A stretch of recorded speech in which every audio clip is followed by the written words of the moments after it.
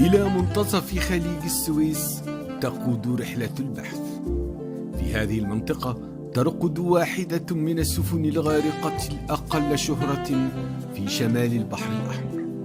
إنها سفينة البضائع اليونانية توركيا التي غرقت هنا خلال الحرب العالمية الثانية. بنيت السفينة في إنجلترا عام 1910 وحملت وقتها اسم ليفورن. كانت تعمل في نقل البضائع بين الموانئ الإنجليزية وموانئ البحر الأسود مثل أوديسا وسانت بيترسبورغ. السفينة بلغ طولها 91 مترا وناهز عرضها 13 أمتار، وكانت مزودة بمحرك بخاري كان قادرا على دفعها بسرعة 9 عقد بحرية في الساعة.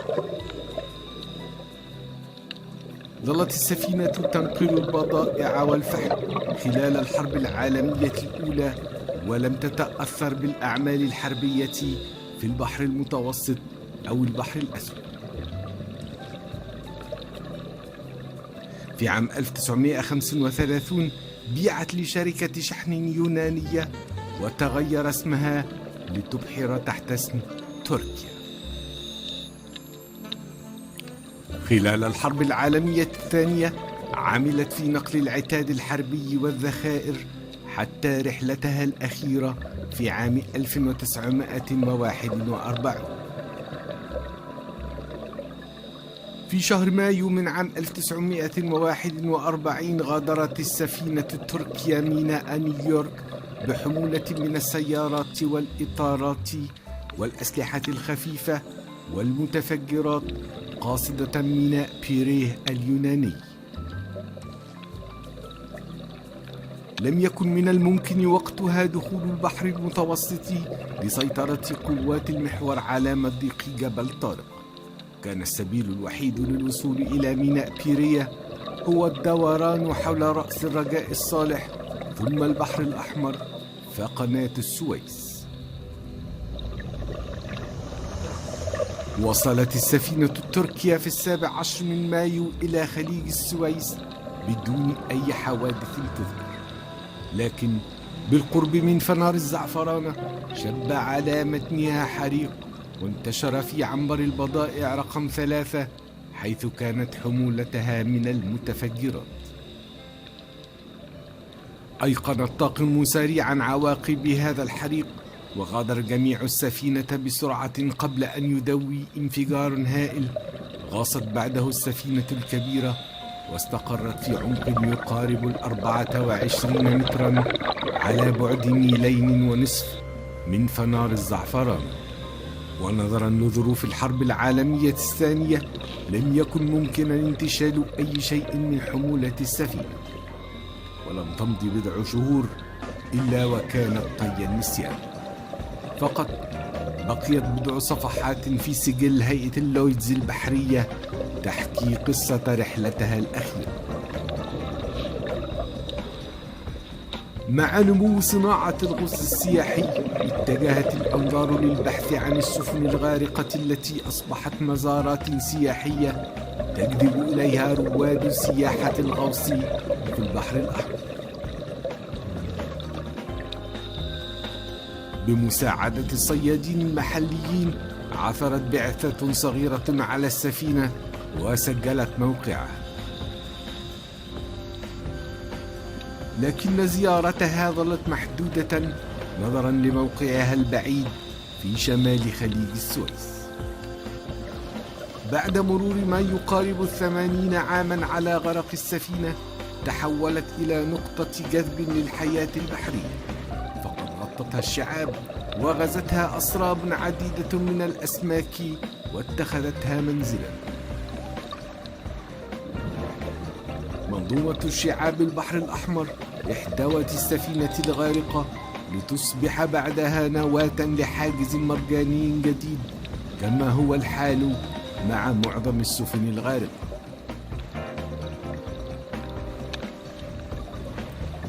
بالرغم من الانفجار الكبير الذي أودى بالسفينة إلى الأعماق، إلا أنها ما زالت قطعة واحدة ولم تفقد الكثير من ملامحها، فقط غطتها الشعاب وتعلقت بها قطع من شباك الصيادين، وما زالت عنابرها تحمل الكثير من الإطارات والبراميل وعديد من بقايا حمولتها.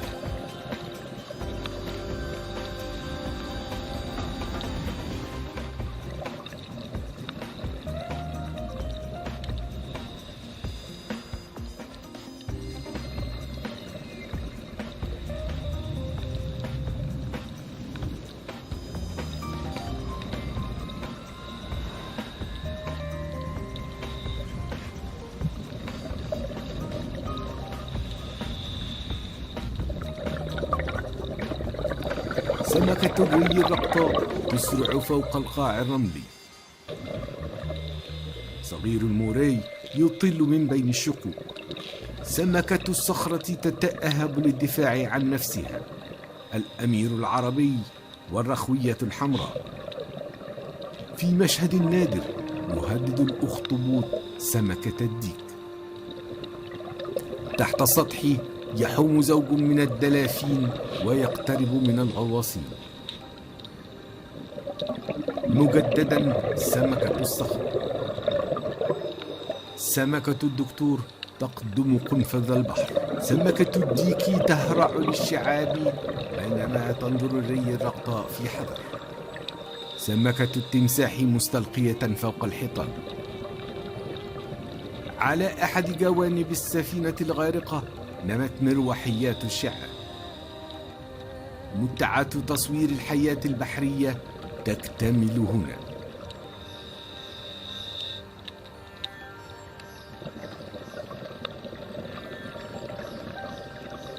جوف السفينة مليء بأنواع عديدة من الأسماك. نوافذ الحطام تتيح مجالا واسعا للدخول والخروج الآمن.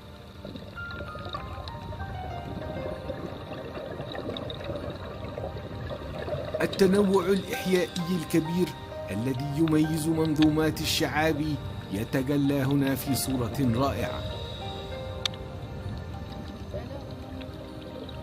تحت ضوء المصابيح تظهر الأسراب في جوف الحيطان. سمكة الملاكي تلتقط طعامها من الشعاب النامية. على القاع الرملي تقف السفينة التركية في وضعها الرأسي الصحيح في مشهد مهيب. السفينة تبدو وكأنها راسية في المياه الزرقاء الصافية.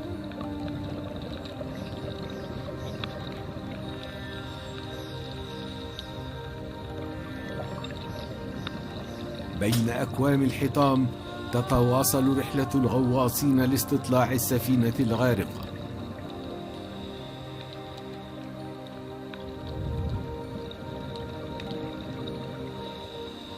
فتحات السفينة الكبيرة تتيح الغوص الآمن بين عنابرها الواسعة التي يدخل الضوء إليها.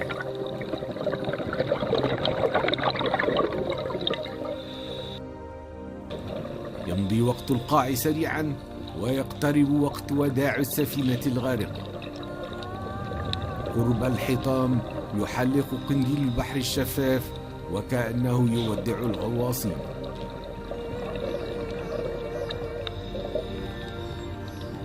العمق القليل الذي ترقد فيه السفينة يشجع الغوص الحر إليها.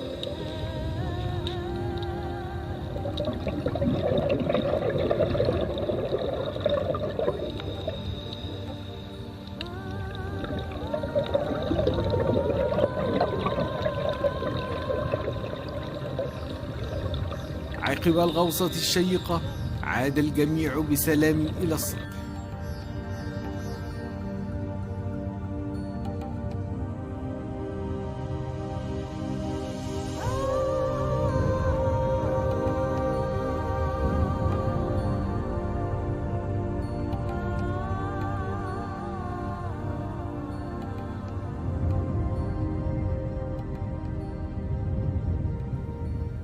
السفينة التركية وغيرها من السفن الغارقة في البحر الأحمر تمثل مجموعة نادرة من المتاحف الغارقة التي يزورها رواد سياحة الغوص بانتظام.